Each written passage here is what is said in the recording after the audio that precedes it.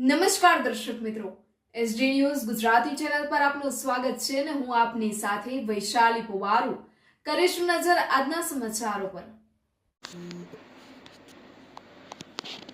વડોદરા જિલ્લાના ડભોઈ રોડ ઉપર પલાસવાડા વિસ્તારમાંથી સ્ટેટ મોનિટરિંગ સેલ એટલે કે એસએમસી દ્વારા મોટા પ્રમાણમાં દારૂનો જથ્થો પકડવામાં આવ્યો।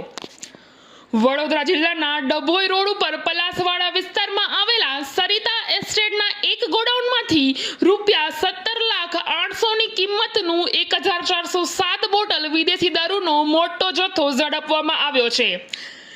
એસએમસીને ગુપ્ત જાણકારી મળી હતી કે આ ગોડાઉનમાં વિદેશી દારૂ એક અશોક લેલેન્ડના ટેમ્પામાં લદાઈ રહ્યો છે।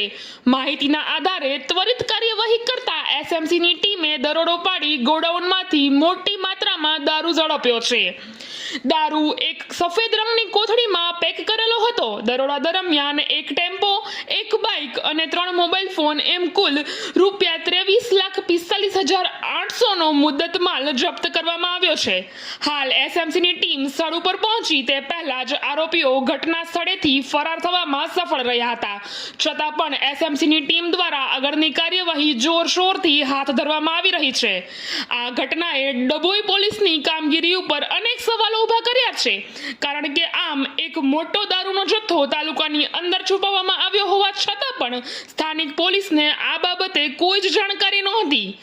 SD news Gujarati reporter Rahul Prajapati, Sadhli.